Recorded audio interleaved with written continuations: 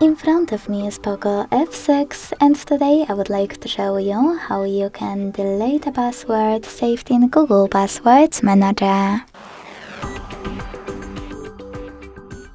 Begin by launching Settings and scrolling all the way down to access Google.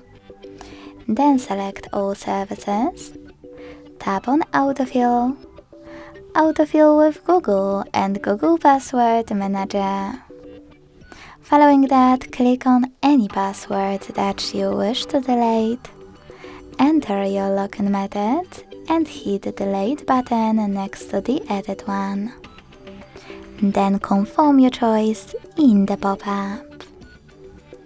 Thanks so much for watching. If you enjoyed this video, leave a like, comment and subscribe.